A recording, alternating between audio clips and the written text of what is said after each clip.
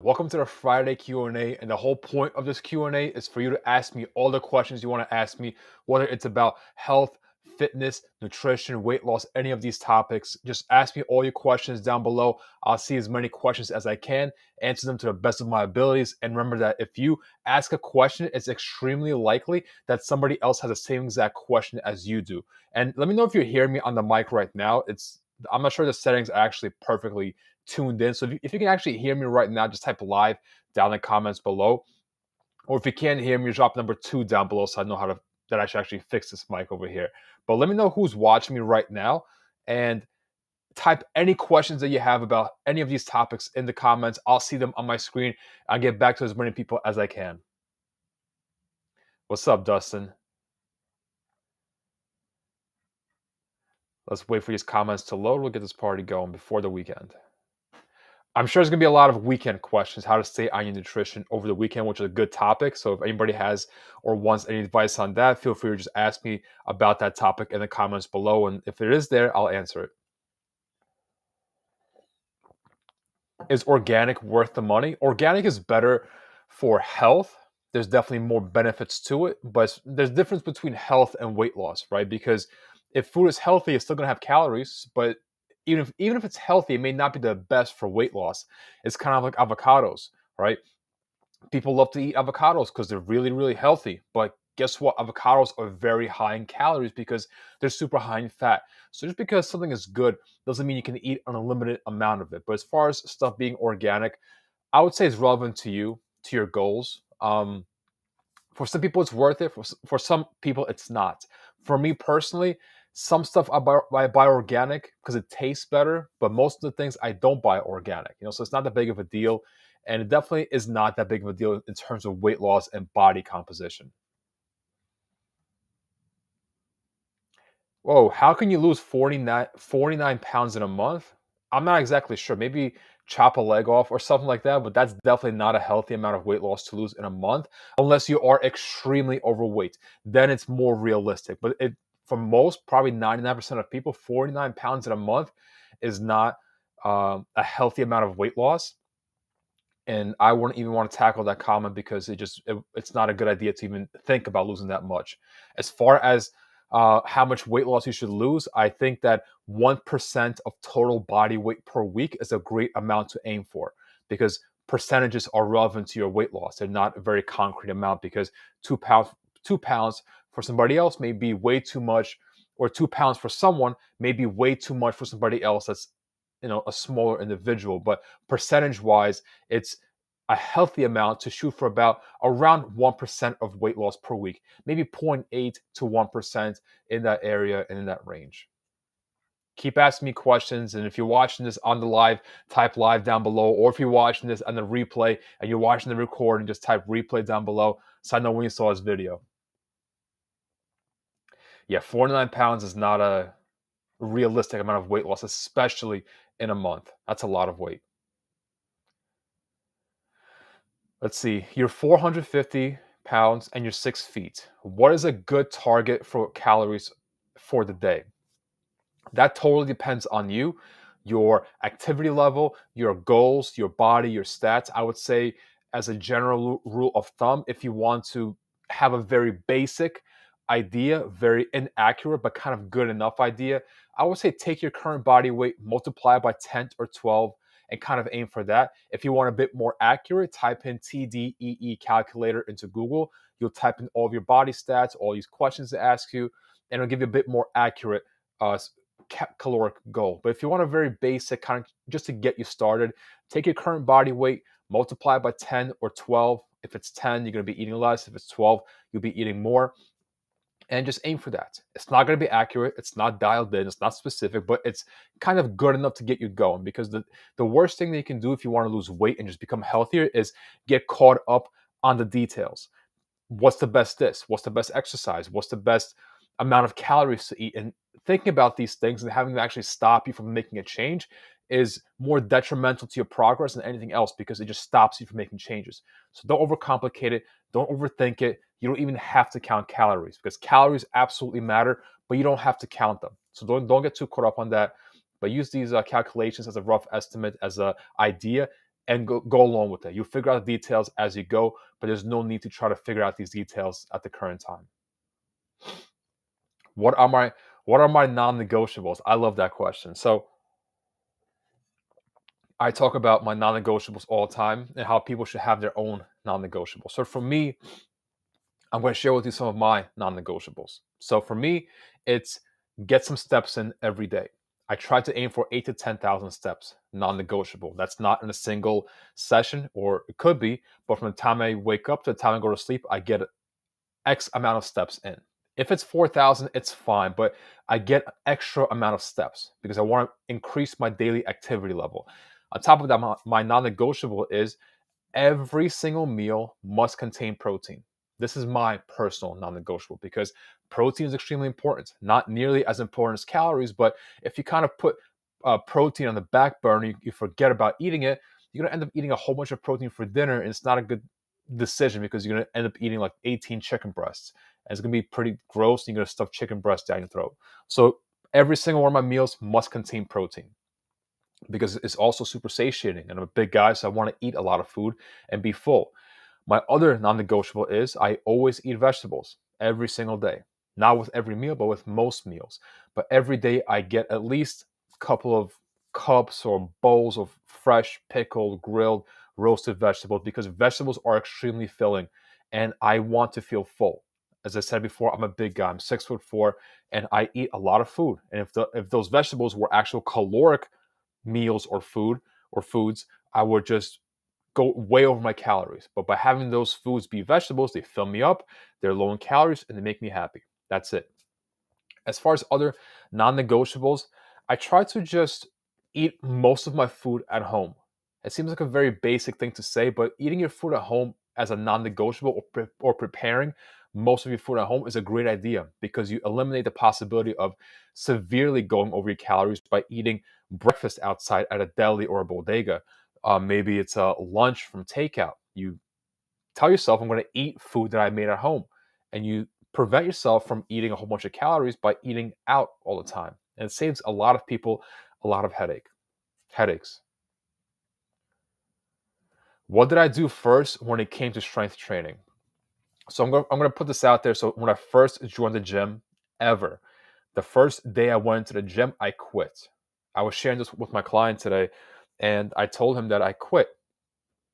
Maybe I told him before, but he remembered that because I just felt out of place. I felt like I didn't belong. I felt like I was being looked at, judged. And everybody else was kind of pointing their fingers at me, saying that what's this, this fat kid doing here, right? He should be going somewhere else. So I quit the gym because I thought that that's what people told me, that what they were thinking about me. I was wrong completely. But the next time I went back, I went from a necessity standpoint because my doctor said you got to lose weight or else you're gonna die before you hit 30. That's the exact words my doctor told me. So I thought the people that lose weight go to the gym and they eat chicken and broccoli every single day. So I went to the gym. I did no strength training. I was scared of machines. I was scared of weights. I was scared of dumbbells. I was scared of the area of dumbbells that I had the buff people and stuff like that.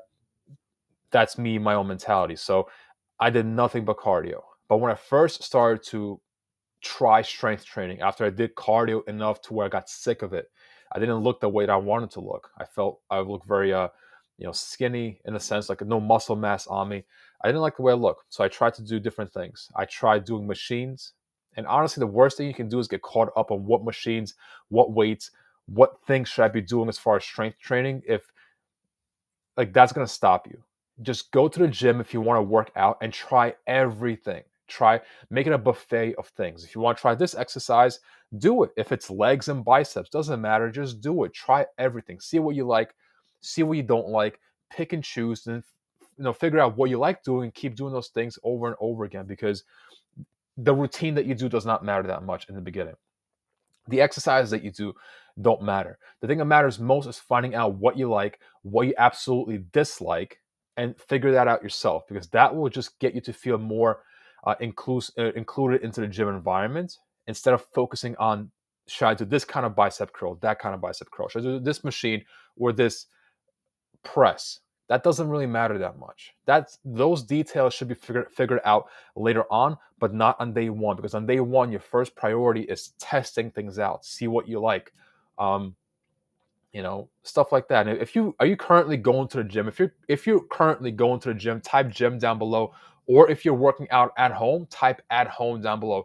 I think a lot of people actually prefer working out at home, and I personally did that before, for about a whole year with nothing but two 15-pound dumbbells, and it works fine. But if you want to go to the gym, it's like a level up for you. But if you don't want to go to the gym, it's not a necessity. A lot of my clients actually don't go to the gym. Thank you, Pamela. You rock. Is a cheat day once a month okay? Like a whole sandwich, like a burrito? So here's my whole take on cheat meals. First of all, cheating implies you're doing something wrong. Eating something extra isn't wrong. This is not a test. This is not I don't know, a relationship or something like that. You're not cheating, right? So that terminology seems a little, it matters, because the more you keep calling something that you're doing wrong, the worse mindset you have around that activity. So as far as cheats, we'll just use that for the sake of the conversation. I do not do cheat days, because cheat days can easily get you off track easily by a whole entire week or two. Because if you treat a whole day as a binge or as a buffet of just eating everything possible from the time you wake up to the time you go to sleep, it's very easy to overconsume calories by a ton. What I do is, if it is a meal where I know I'm going to splurge or go over my calories by a fair bit, I keep it to a single meal, whether it's breakfast, or brunch, lunch, dinner. I understand that this certain meal I'm going to be going out, so I treat that as my treat meal, right? And when I go out, like, listen, one meal is not going to make or break your progress. You can eat perfectly fine for 2 weeks, a month, and you will not reach your goal. Think about that. You can eat perfectly fine for weeks, even a month, and you will not reach your goal, because it takes a long time. So, by eating a single meal that's not aligned with your goals will not get you off track, unless you have that single meal trigger something where you keep eating like this continuously afterwards.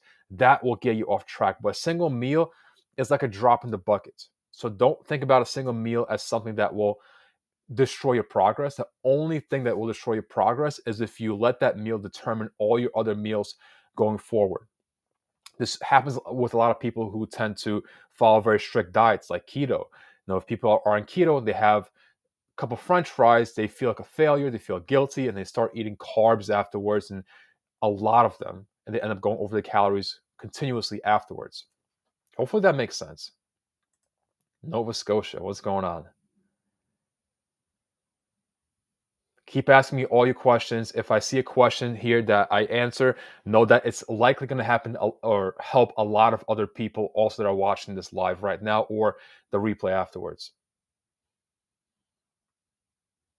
Thank you for being here. You're at home and walking 10,000 steps every day. That's amazing. Yeah, 10,000 steps it's not a magic number by any means. But 10,000 steps is a good amount of activity. There was actually studies done, there's charts everywhere about um, people's lifespans compared to how active they are every day by counting their steps. So it sets some, I forgot the exact numbers, but it was like people that get 4,000 steps every day on average live this long, but people that get X amount of steps, maybe 10,000, live an average of these many years. But it gradually goes up as your activity goes up. So aiming for 8 to 10,000 is a great thing, because it's not that much, it's low impact, it's sustainable, and it's not something that is short-lived. If you do this every day, it becomes a habit for you. And if a habit is very simple, you're very likely to keep doing that habit continuously for the rest of your life or for a lot of years. So getting steps in should not be underestimated, because walking is extremely beneficial. How long does it take to start seeing muscle definition while losing weight at the same time? That's impossible to say. Depends how much fat you have, how muscular you are before you start putting on muscle. It's impossible to say. Some people might start seeing muscle definition immediately afterwards, maybe like 2 weeks afterwards, because they don't have that much fat to lose. Somebody that's also very overweight might take years to see muscle definition. It's all relevant. For me personally, I did not start seeing muscle definition until probably 2 years after, no, a year and a half after I started my journey. Because the first year was just doing cardio. The second year was trying out different exercises. And I had a whole lot of fat to lose. So I didn't see any muscle definition besides maybe my calves or so. But besides that, it might take a long time. It's impossible to say. What's up from Boston? Boston. Fasting. Fasting, I've done it before. Continue for years, on and off. I followed intermittent fasting. It's not magical. It's not a magic pill. It's not a magic solution. It just creates or helps you create a caloric deficit by giving you a specific time window of when you should be eating. For example, my time window was 12 to 8 p.m. or 1 to 9, give or take.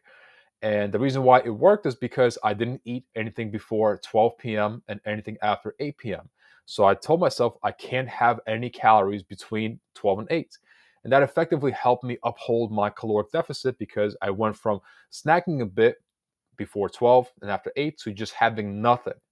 That's why it works. It's not magical. It's not um, crazy, innovative. It just works because it helps you create a caloric deficit by including a time restriction into your nutrition or into your diet. Yeah, see a lot of people getting steps in the chat. Yeah, that's amazing. Intermittent fasting is totally up to you. It ultimately depends on how much you like it, how it fits your schedule, how sustainable it is for you. Because if you have a very early job, maybe you start at 7 a.m., maybe you can't hold off until eating until 12 p.m. So maybe it's not for you. But if it accommodates your schedule, if you're not a big breakfast person in the beginning or at all, it might work for you. But if you absolutely want to eat your breakfast, it's probably not for you. So it depends on the person.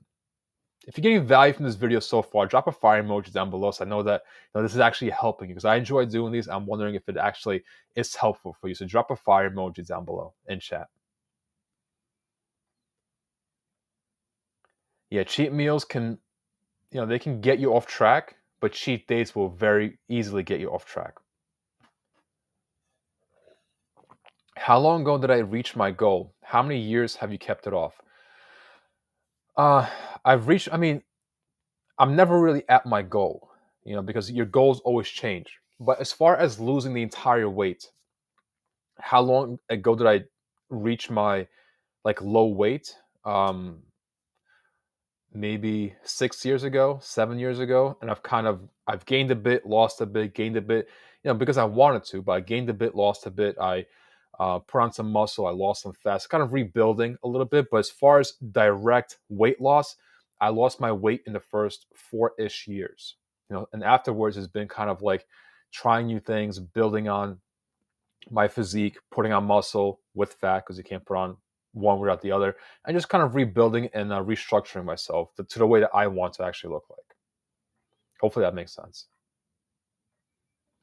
Listen, if it's hard for you to get 10,000 steps, there's no requirement. It's just about increasing your daily activity level. So if 6,000 is a doable number for you, stick with 6,000. If maybe next year you can do 7 or 8,000 continuously, do that amount. There's no requirement to do 8 or 10,000 steps. It's just a number that is thrown out because it's a decent number for the general public. But don't force yourself to do 10,000 if 6 or 7,000 is what you're comfortable with. Just do that continuously. Give you an example. It's better to do 6 or 7,000 every single day than to do 10,000 for 3 or 4 days and nothing the other days, because that will just create tremendous inconsistency and will be on average less than if you were to do 6 or 7,000 every single day. So it's about the consistency of you doing it, not just you doing as much as possible. Which is why it's similar to running or walking. Yeah, you can run for a couple of days to lose weight, sure, but is that sustainable for you? For most people, probably not. So do you want to actually run for a few days and quit afterwards? Do you want to, walk continuously every day for a very long period of time? It's not about doing as much as possible. It's about being as consistent as possible by doing less and by doing what's actually working for you.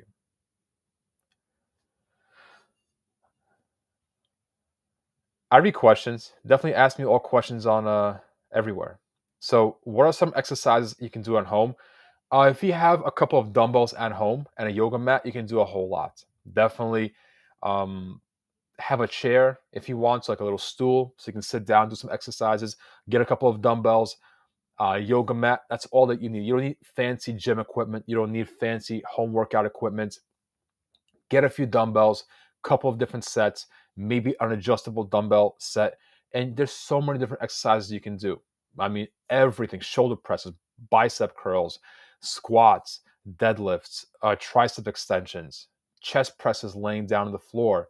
So many different things. But if you have a dumbbell or a pair of dumbbells and a yoga mat, I mean, not even a yoga mat, you can lay down on a towel. It doesn't really make a difference. But a pair of dumbbells, you can do a lot with only that. There's a lot of questions here, so I'm trying to get to as many people as I possibly can. Keep asking me questions. Let's see. Congratulations, Joe. That's amazing. 100 pounds down as of today. You got to celebrate that. You can't let that one go by itself. Absolutely. Celebrate that 100-pound weight loss. Triple digits is no joke. It's difficult. It's not easy. It takes a tremendous amount of hard work, discipline, determination, and you should definitely celebrate that. That's amazing. It's hard to build muscle in a calorie deficit. Absolutely. That is very true. However, if you're just starting out, you're a newbie, you want to lose weight, but you've never strength trained before. You will likely put on some muscle because you've never done this before. So even at maintenance calories or a slight deficit, you might put on some muscle if you're brand new to this. For somebody that's a bit more seasoned, maybe a couple of maybe 6 months or a year or two, they will likely not put on any muscle while on a calorie deficit because you have to put on mass by increasing your energy. You can't build cells out of a deficit in energy. It doesn't work that way unless you're new. That you can kind of build it and restructure a tiny bit. Amazing job, Joe. Seriously, 100 pounds, triple digits is not a lot of people can say they've done that.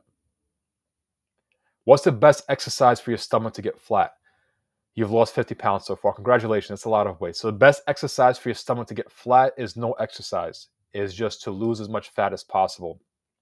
What I would recommend is to not do core exercises. If your mentality is to lose fat on your stomach, doing more core exercises is not going to help. You can definitely do a few, core exercises because you want to do them to get stronger, maybe more, stable. But as far as getting your stomach flatter, you have to lose weight, lose fat around the area, and as a result, it will shrink. And when you know, you can't spot reduce fat. If you want to lose fat on your left shoulder, you shouldn't be doing left shoulder presses. You got to be in a calorie deficit and lose fat overall, and the left shoulder is going to catch up with the rest of the body. That's just the way that it works. I wish you can spot reduce fat, but definitely don't do wraps. Don't do um, those stomach scrunching things, the hula hoops. It doesn't work. Be in a calorie deficit and be very, very patient.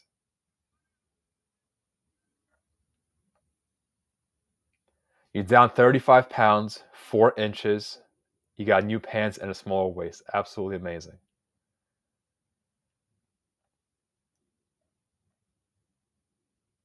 How much time should you spend lifting weights as a newbie trying to lose weight?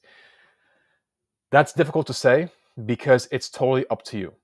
What I would say not to do is to lift weights every single day because you risk a chance of burning out or injuring yourself. Try to aim for about 3 to 4 days a week working out, maybe 2 days a week if you're very brand new to this.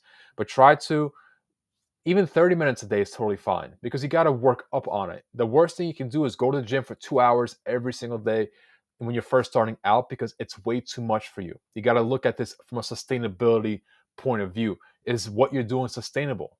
I mean, if you're spending a lot of hours in the gym, like 10 hours in the gym every week, that's probably not going to be sustainable for most people. So focus on being consistent more than how much time do you invest into going to the gym. So what I mean by consistency is if you go to the gym 3 times a week for 30 minutes, be consistent with that. Go to the gym 3 times a week again the following week for 30 minutes for a month or two. When you get comfortable with that, now maybe go to the gym for 40 minutes 3 times a week, or maybe 4 times a week for 30 minutes, and increase on that gradually if you want to, but don't do too much from the beginning. You're going to either injure yourself, get burnt out, or maybe just figure out that it's not for you, or just, just quit. You don't want to do that.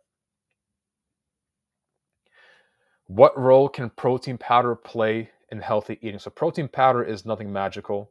It's a supplement. So if you're not getting enough food, like real food in your nutrition, protein powder is just a addition. So if you want to eat, I don't know, let's say 150 grams of protein per day, and you can only get 100 from your real food.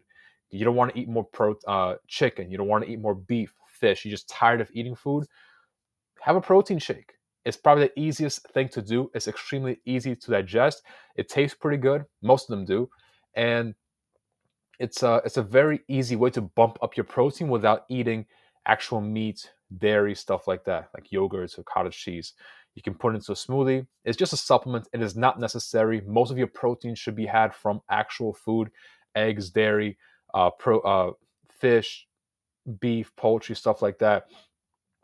If you're vegetarian, other vegetarian options, lentils, beans, stuff like that. Use protein as a very last resort if you can't reach your protein requirements with food. Hopefully that helps. I definitely will, Amy. Thank you for that. Do I recommend almond milk? Um, it's up to your preference. I drink it every single day.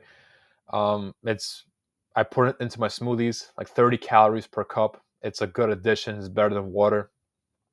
Totally up to you. One weight training, Nicole asks, should you do consecutive reps or break it up into a circuit? So when you're working out, you should. I'm not a big fan of circuits. I'm a big fan of doing a set of exercises. Let's say you're doing squats, doing a set, giving that single set all you got, taking an adequate amount of rest to give the following set enough strength and rest and oxygen to do that following set to the best of your abilities. I am not a big fan of circuit training or high intensity training, like jumping from um, squats to shoulder presses to uh, leg raises, stuff like that, continuously, because that's it definitely gets your heart rate up, but it does not build your muscle in the most effective way. The best thing to build your muscle is to give every set you do adequate amount of effort, adequate amount of rest to give the following set enough strength and effort. That is what I focus on. It's what I teach my clients. I do see a lot of trainers promote circuit training or high intensity interval training. I can see why they do it, because from a standpoint of, if you make your client feel like they're out of breath, um, super sweaty, the client feels like they're doing something that's working for them. So I understand that from other trainers' perspective, but the best thing for you is to give the set that you're currently doing all your effort, rest enough time to give the following sets, you know, make the following sets be as strong as possible as well. Hopefully that explains it. So if you're doing 10 to 12 reps, give those 10 to 12 reps all the effort you got. Take a break, whether it's a minute, whether it's 3 minutes, right? The goal isn't to elevate your heart rate. The goal is to give that set or sets all you got, and grow your muscle that way. What's my favorite protein bar for a quick meal on the go? I don't really eat protein bars. Very rarely do I eat protein bars. I prefer to eat real food. But I've lately, when I had to eat a protein bar, it's been Quest. Yeah, Quest. Yeah, like a white chocolate raspberry is my favorite. But I don't really eat protein bars that much. Maybe I will, but not a huge fan. Let's see.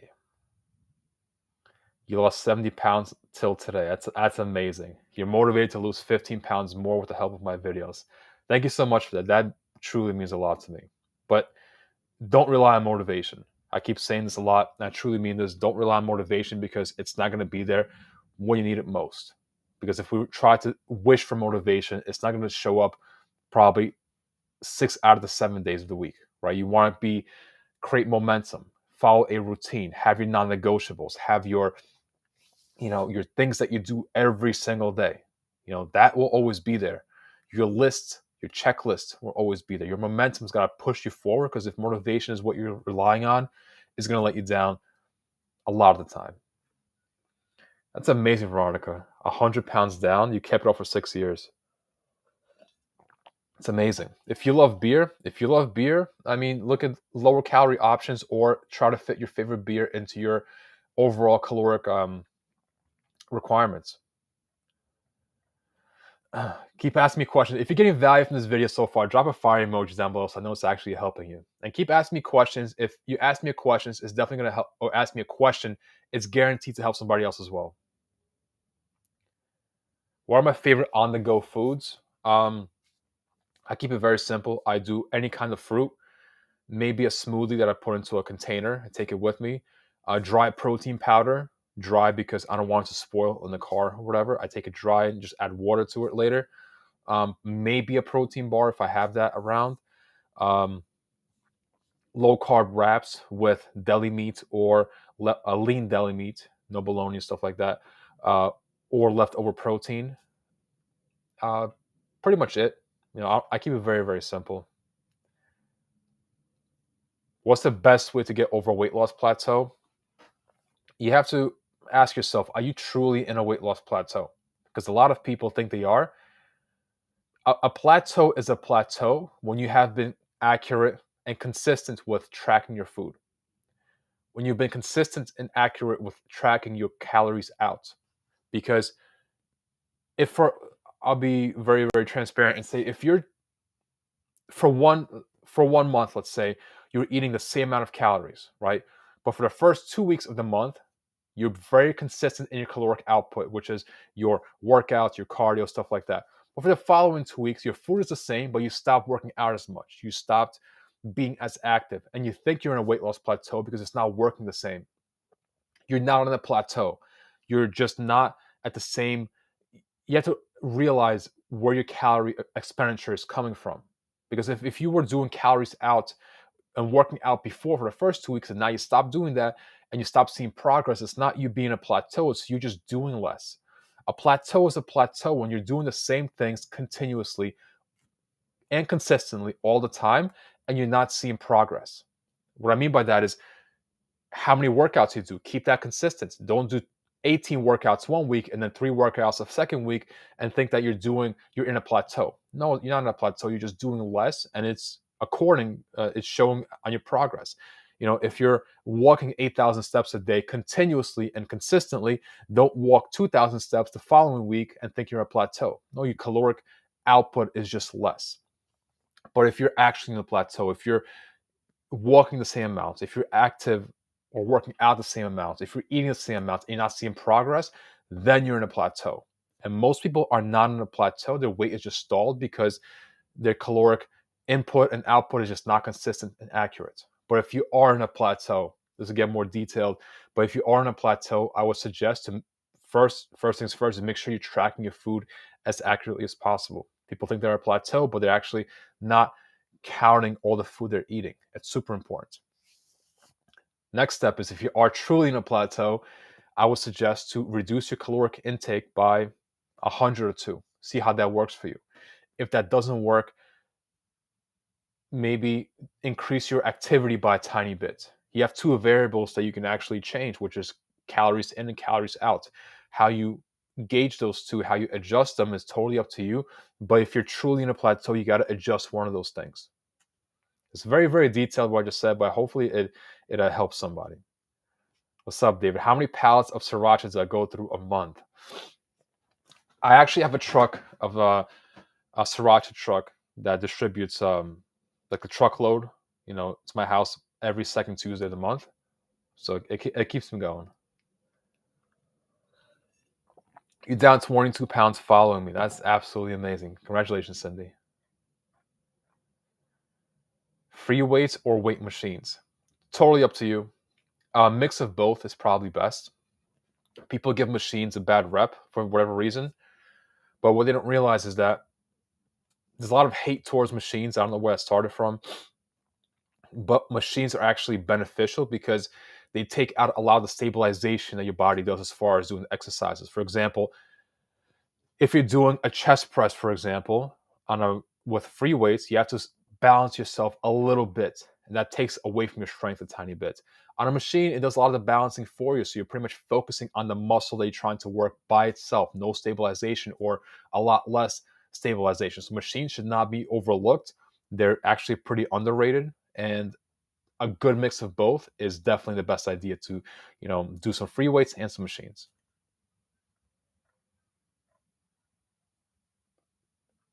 You were stuck for a few weeks in a plateau doing keto. Been on keto for almost 2 years. Found you switched your plan of normal carb with high protein, low fat foods. Dropped 8 pounds in 2 weeks. Yeah.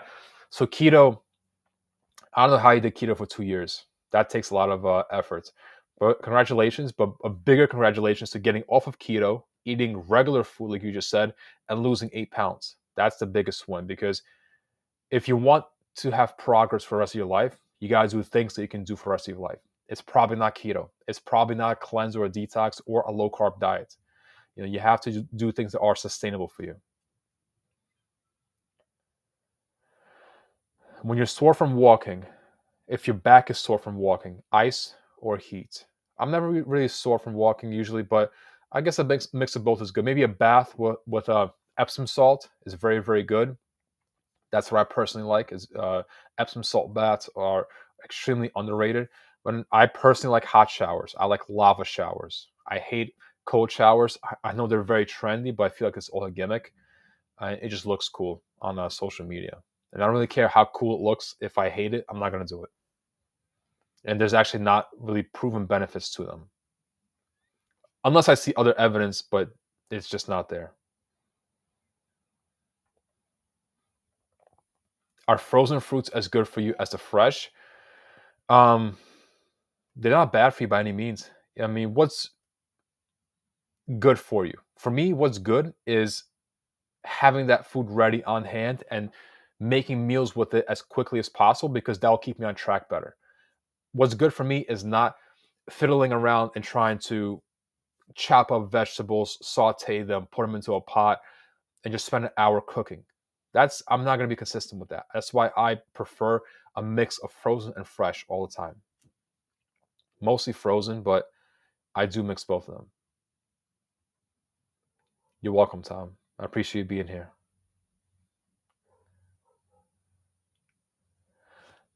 What's up, Dawn? You love my advice. What's the best high fiber food? There's no best high fiber food.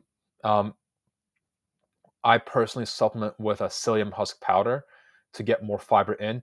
What you have to realize is when you're trying to lose weight, you're generally going to be eating less food. And with less food, you have less fiber intake. So you can either eat a whole bunch of vegetables, and you got to eat a whole lot of vegetables in order to get fiber, a decent amount of fiber in.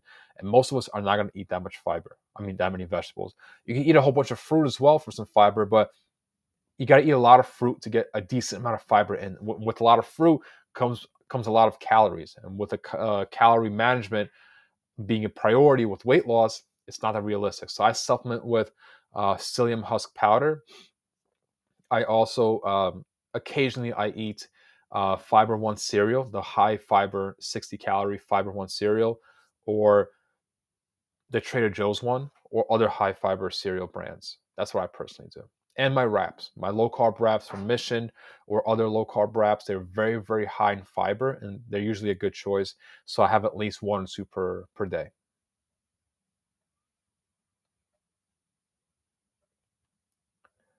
What's my view on planks? If you like them, do them. I personally don't enjoy them. I do leg raises and the ab wheel, but I have done planks before. They're not good, they're not bad. It's totally up to you. The most important thing is how consistent can you be with it? For how long of a period of time can you actually do that exercise for? Because if you don't enjoy it, you won't be consistent. You're down 14 pounds in 4 weeks since you found me. That makes me feel amazing. Congratulations. You're about to let Jenny Craig go and next week and stick with me. Don't you go nowhere. Listen, if you want to work with me, let me know. Shoot me a message. We'll talk about it. But Jenny Craig, um, I know it's not successful for a lot of people, as is Weight Watchers, and unfortunately, I wish it was because that's their whole motto. But if you want to work with me, just shoot me a message, say coach me or something like that, and we'll see if we're a good fit to work together. You just turned 60, bus driver, have a hard time with weight, giving you high volume, low calorie a chance. Don't get a chance to eat on a 12-hour day. So high volume should not be underestimated. High volume eating is essential for weight loss, which is why, you know, I don't know why people don't talk about this more often, but high volume is key. You want to eat real food. You don't want to be reliant on shakes, detoxes, weight loss, appetite suppressant pills, supplements. That's just not going to be good for you in the long term. I know a lot of people have tried that before. They have seen success in the time frame of doing that stuff, but it's never sustainable. You want to eat high volume foods. High volume is because you want to stuff yourself literally with as much food as possible and have that digest over as long of a period as possible. Because the biggest thing that gets people off track from losing weight is just being hungry, point blank. So how do you stop yourself from being hungry? It's not by eating less and relying on pills to not make you hungry. It's about eating more food, being more full, have that food digest as slowly as possible. Remember that foods that digest um, not easily are better for weight loss.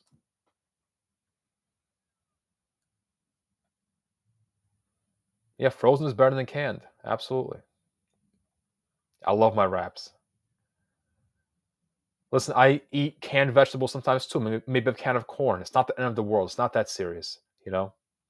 Eggs with a yolk or egg whites only. I do the entire eggs. Sometimes I do eggs and egg whites to kind of increase the volume of the meal. I'm definitely not a egg white fanatic.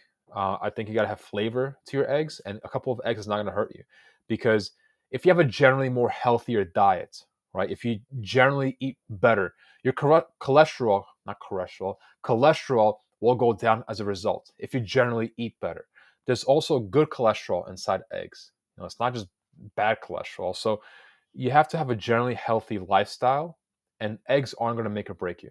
Period. Yeah, Benefiber is awesome. If I skipped you, I'm sorry. I can't see all these comments at the same time. So if you have a question that wasn't answered, let me know.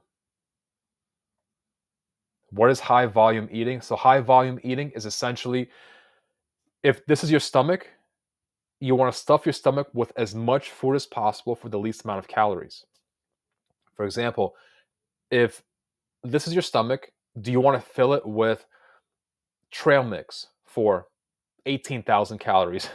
Or do you want to fill it with apples for, I don't know, a few hundred calories, right? You'll be full for the same amount of each food, but one food will be 18,000 calories, probably not that much, but a lot of calories, or high volume foods like apples, vegetables, lean proteins for a lot less calories. That's high volume eating in a nutshell. It's an extremely important concept. I try to teach it and show it to everybody that I can, because it helps. It's not a gimmick. It's just 1 + 1 = 2. But if you understand this, it will help you out tremendously. Way to vest during walks, yay or nay? Up to you. I've never tried it. I know people that do. It's, if you want to be extra a little bit, by all means do it. As long as you get out there and you become more active. If you want to do a weighted vest, you want to do ankle weights, you want to do arm weights, if they even have those, try it, figure it out. Not necessary. It's totally up to you. What's up, Bev? Konjac, Kojak, was it Konjac noodles? I've tried those before. I don't know why, but those Konjac noodles gave me the worst stomach pain. I don't understand why. They were very high quality, I thought, from like Amazon. They made me feel extremely bloated. I don't know why, but I'll give them a second try. But the first time gave me a very bad experience. That's awesome, Mary. Congratulations. Yeah, people get on me for doing my vegetables and eggs all the time because, oh, it's not magical. It's not supposed to be magical. It's supposed to be simple, taste decent or good, and be consistent for you. Why does it work so well? Because you can put any kind of vegetables you want to your eggs. Make it taste 100 different ways. Put different seasonings into it. Put different sauces, hot sauces on top of that. It's not about eggs and the vegetables being magical. It's about it being a meal that is very versatile, that meets your high volume mindset, that gets the protein in and gets the fiber in from the vegetables. It meets all of those things in a way that's actually, relatively enjoyable. Nobody wants to eat egg whites all the time. If you have any other questions, let me know down in the comments below. If I skipped you, I apologize. If your biggest problem is sweet tooth or sweets, I would recommend bubblegum helps. A like sugar-free hard candy helps, because you got to look at how long does it take it to eat sugar-free candy, hard candy. Excuse me, maybe a couple of minutes.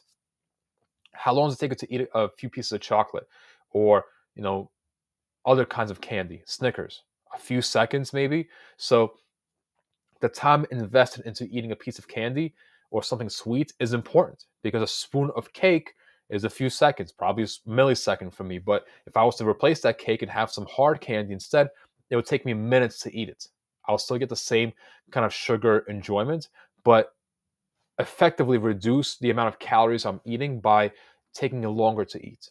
So I would recommend that sugar-free Jello, lower calorie ice cream, like I have Mike's ice cream, Halo ice cream, um, stuff like that.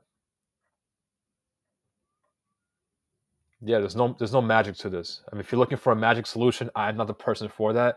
Go find like a schemer somewhere else. And there's a lot of things out there, and a lot of them are just complete scams. What's up, Mandy? Do I provide meal plans? I don't sell any meal plans. I don't believe in meal plans. I don't believe in doing a copy and pasted anything, because it's not the same for everybody. The only thing that I offer is coaching for people. We see your goals, we see what you want to get to, we see what you like, what you don't like, your accessibility, what you want to focus on, stuff like that.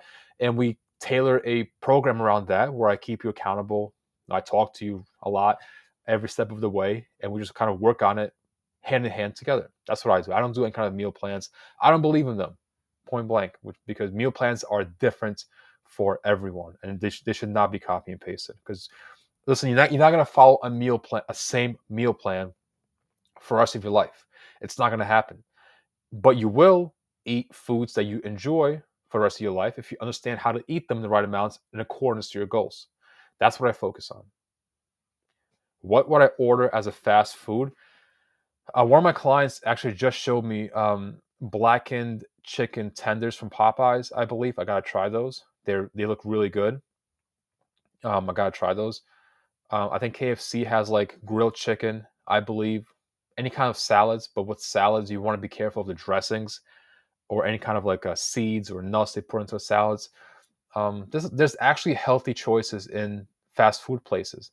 What's gonna get you off your goal if you go to a restaurant like KFC and you get a bucket of fried chicken, or you get a bunch of biscuits, or you go like I don't know, a teriyaki spot and get a whole bunch of teriyaki or fried rice and like marinated teriyaki chicken and egg rolls. That's a lot of calories, but there are better choices if you actually look for them. You're 76, diabetic, type 2, you're vegetarian. Your problem is your doctor says no more than 1,500 grams of sodium per day. Veggie burgers, veggie chicks, veggie bacon, and hot dogs are full of sodium. What can I eat? So if your doctor, like a medical professional, says don't eat X amount of sodium, you should probably listen to that. So a lot of these packaged foods, not saying they're bad, but the packaged foods and the processed foods tend to have more sodium in it, even the wraps. So if you want to eat um, foods that you just said to me, like burgers, veggie burgers, you can try and make them yourself. Um, I would just eat a whole bunch of different vegetables. I would roast a whole bunch of vegetables. Roasted vegetables taste amazing. What I personally do is I take a bunch of fresh vegetables, eggplants, squash, broccoli, cauliflower, onions, whatever, carrots. I jumble it all up. I take some seasoning, I throw it into the oven, and now I have a couple of days worth of roasted vegetables. It takes me a few seconds to put it all together, and there it is. Veggie bacon. Bacon will naturally have a lot of sodium. So you gotta probably cut that out. Veggie hot dogs. I'm not exactly sure what those are, but I would replace them for stuff like beans, lentils, roasted vegetables, stuff like that. I just love my roasted vegetables. I mentioned taking zinc before. How about ZMA?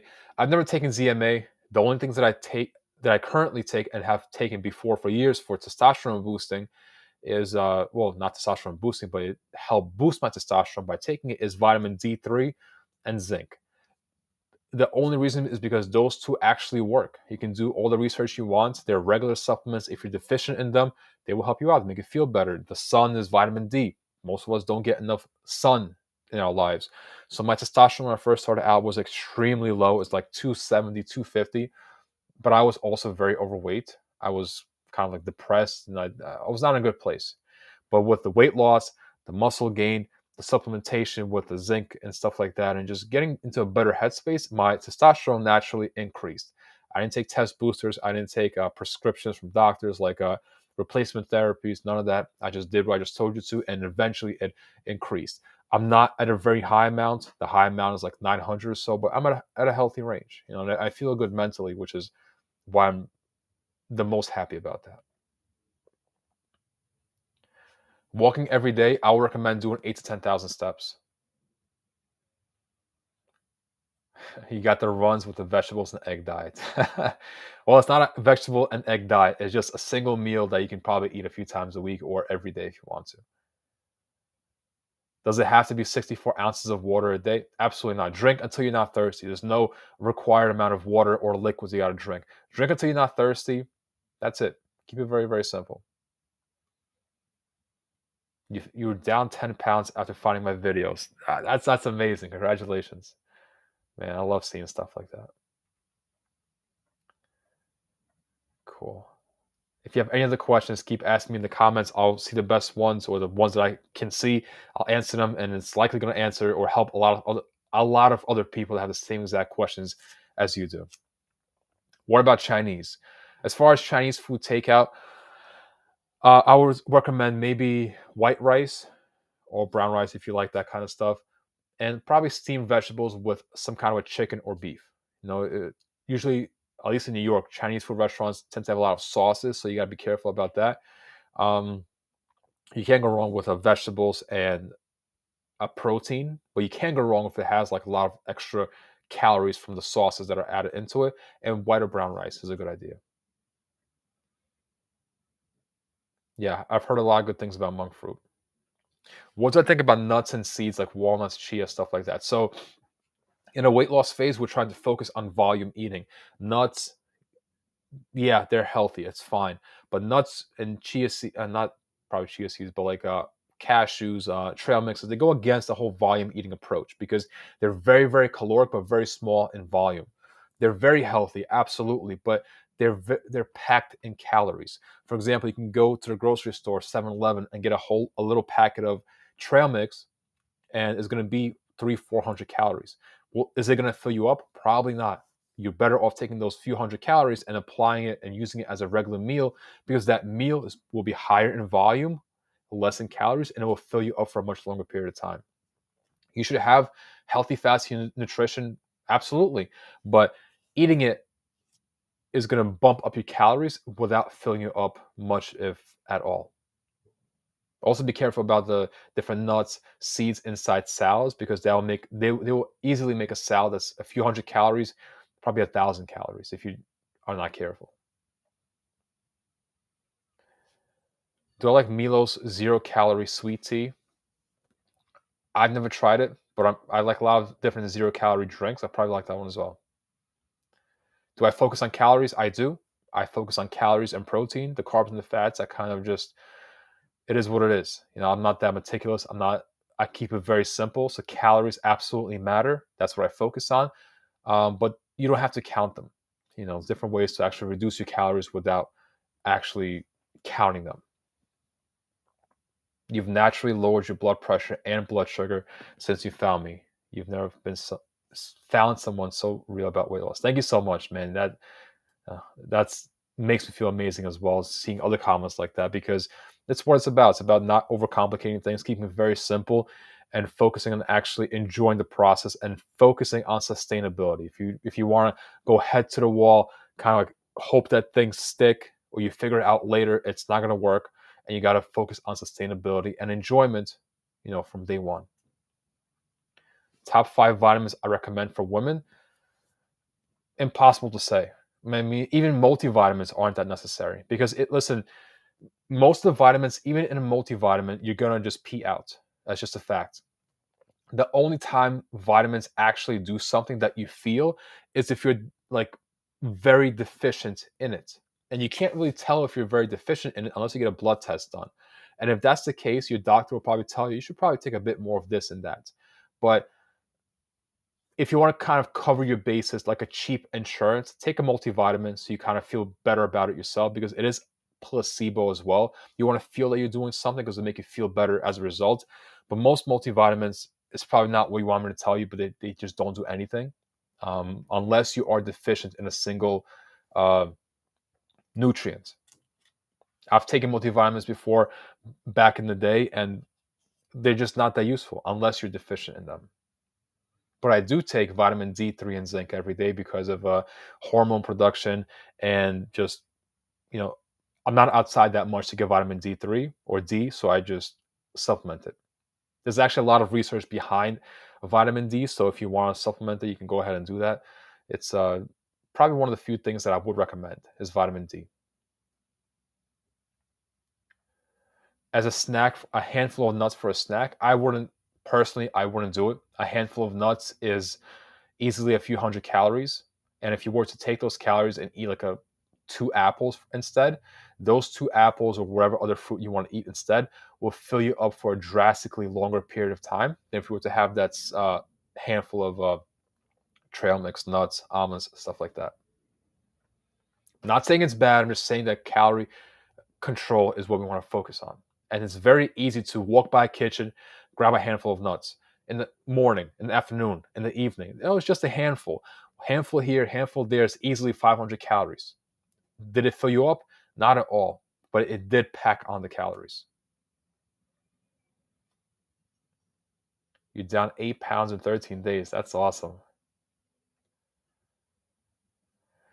What's the best thing to use for digestive system? I'm not sure what you mean by that. There's no real things that you can use for your digestive system unless you have a medical issue. If that's the case, you should probably see a medical professional. As far as being regular with my digestion, I focus on getting enough fiber in. I don't do the probiotics. A lot of them don't do anything. I eat fiber. I drink my liquids, not just water, and that's it.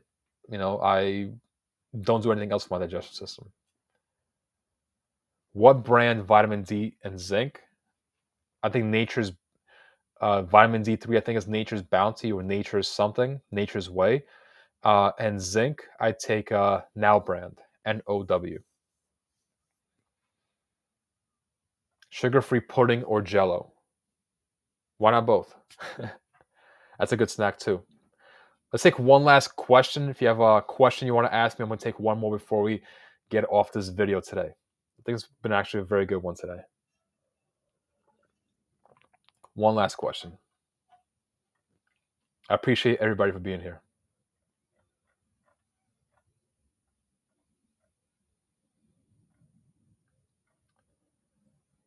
Cool.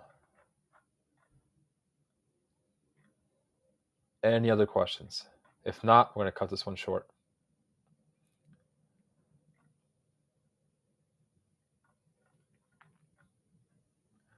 Yeah, a lot of good questions today. Very specific. That's exactly why I do these videos, because I want to provide you as much information as I can to just help you, get started on your journey. You're down 101 pounds in 3.5 years. That's amazing. Congratulations. Awesome. Cool. So if you want anybody else to see this video, feel free to share it. Tag somebody in the comments below. Like the video, helps me out tremendously. It helps spread this video out to more people so they can actually see this themselves. And I feel like from now, we're going to do these videos on probably every Monday, Wednesday, and Friday. Maybe just 2 of those days. Yeah. Detox. Oh, last question. Any detox suggestions? Absolutely not. Your kidneys and your detox. Your kidneys and your liver do all the detoxing that your body needs. Don't waste your money on that stuff. It's completely useless. You're gonna end up just, it's not useful. Period. barbell squat alternative, goblet squats, hack squats, body weight squats, leg press. You don't got to do barbell squats if you don't want to. Awesome. Cool. Enjoy your weekend. I'll see everybody here next week.